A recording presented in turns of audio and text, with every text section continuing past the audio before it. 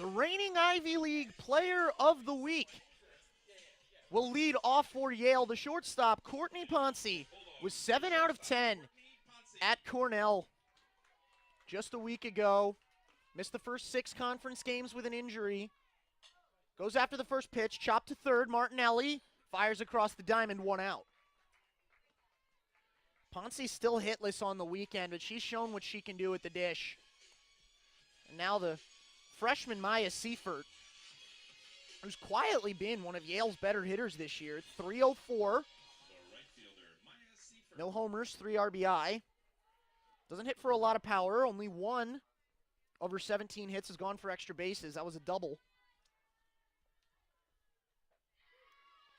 Knees buckled on the off-speed pitch from Maddie Augusto. The 0-1. Maybe the heir apparent in the leadoff spot to Shelby Kennedy. They choose to leave Tart, Vineyard, and Grobman at 2, 3, 4. Could always slide each of them up a spot. But Seifert, just a freshman, a candidate to hit at the top of the lineup. Takes high and away, 1-1.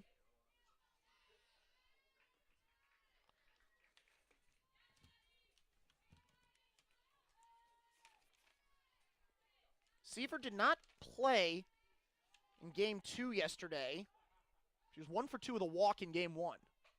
Hammered to left, tailing foul, and it will have too much hook on that one. Any golfer will tell you that's one of the more frustrating things that can happen. Looks good, and then just hooks.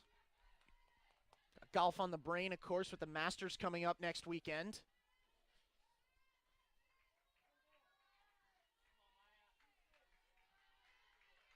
1-2 to Maya Seifert.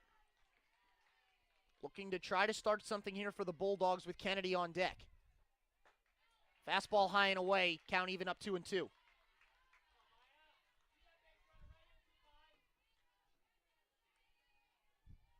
Seifert from Valparaiso, Indiana.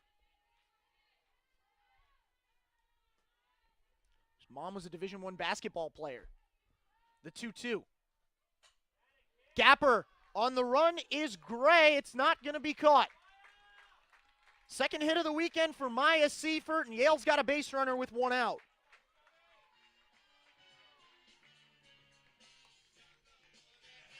Here's Shelby Kennedy, who was hit by a pitch to lead off the bottom of the first and got called out on an attempted steal for leaving early.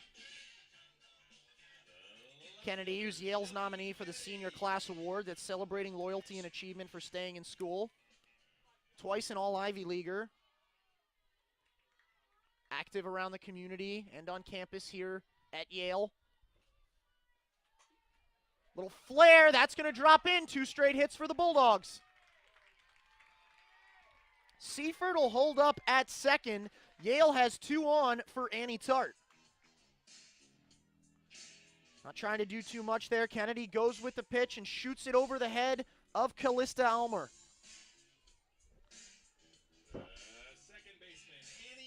Tart popped up a bunt her first time. It was caught by Martinelli. And if not for a double clutch, Kennedy likely would have been doubled off of first. Of course, Kennedy was erased soon thereafter. 2 on, 1 out for Yale. Augusto. Curveball in there for strike 1. This is the first real sign of trouble that she's faced all weekend. Again, only put 2 runners on in Game 2 yesterday, and both of them were via the free pass.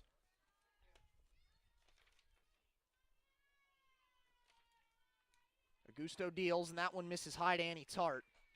Tart couldn't buy a hit yesterday. It was a terrific running catch on a pop-up in shallow left field by the shortstop Almer, and then the full extension diving catch by Taylor Ward in center. Outfield shaded for Tart to go to the opposite field. RBI chance here for the second baseman. Swings through a high and away fastball behind in the count, 1-2.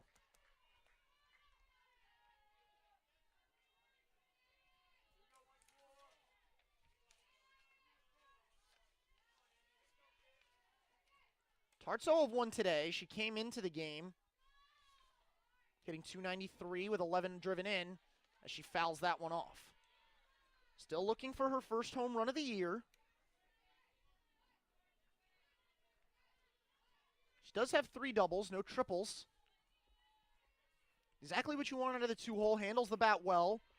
Her first at-bat today notwithstanding. A very good bunter. Now she's got a chance to drive in a run. Good speed on the bases for Yale. Popped it up. Augusto makes the catch, and that's the second out. Here's Olivia Vineyard, who struck out swinging in the first.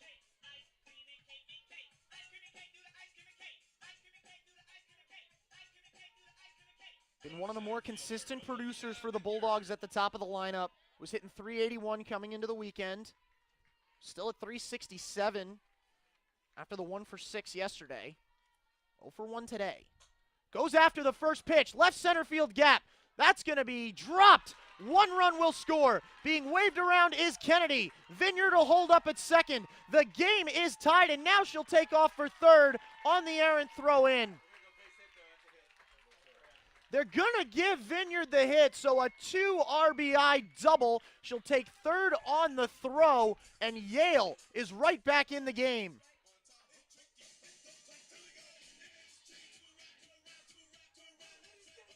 Seifert and Kennedy score. Both of them run extremely well. And now an RBI chance here for Sydney Grobman, who's been the Bulldogs' best run producer all season.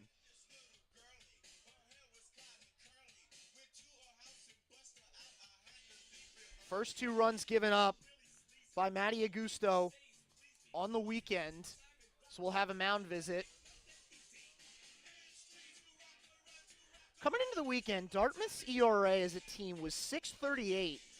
And the ERA of their opponents was .287.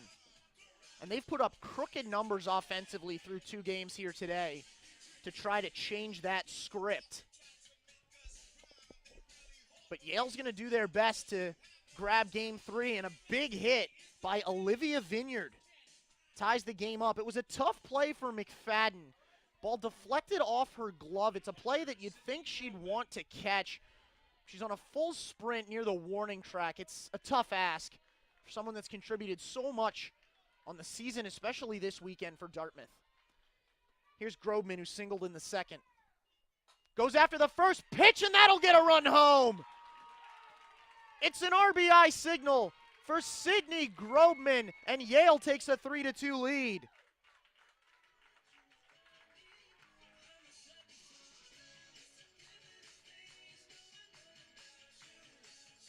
Two singles to essentially the same part of the park for Grobman. Now Tara Jerback, who bunted to third in the second inning, and they went for the lead runner Grobman and got her. With 2 outs, she'll be swinging away here. Goes after the first pitch, a bloop. On the run is Almer. Diving is McFadden, and she gets this one! Billy McFadden down the left field line to rob Tara Jerback. But the damage is done. Yale plates 3 on 4 hits. A 2 RBI double for Vineyard. We'll head to the 4th with the Bulldogs up by a run.